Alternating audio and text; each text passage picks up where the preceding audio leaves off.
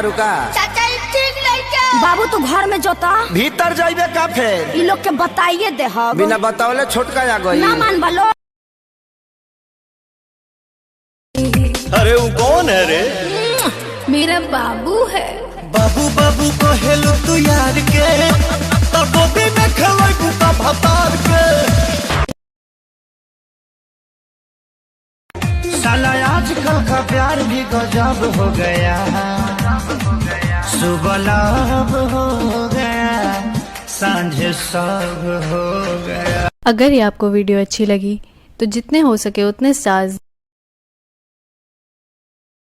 रड़ुआ का हाथ बनी शादी के उम्र में, रड़ुआ का हाथ बनी शादी के उम्र में, हो गई कंगाल हम तो माल के चक्कर में।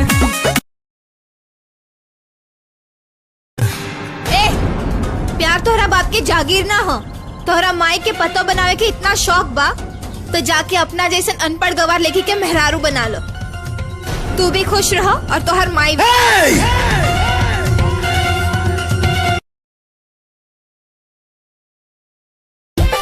कोई कहता है पागल, कोई कहता शराबी, कोई कहता है पागल, कोई कहता शराबी।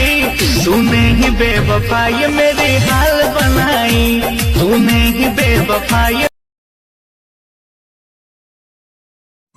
जरूरी नहीं कि जो चेहरा हर पल मुस्कुराता हो वो खुश हो। कभी कभी किसी की मुस्कुराहट उसके दिल के दर्द को बयां करती है। अरे हम भी दबंग है जी, इतना हल्के में ना लो। ठीक है बताया वो। घर से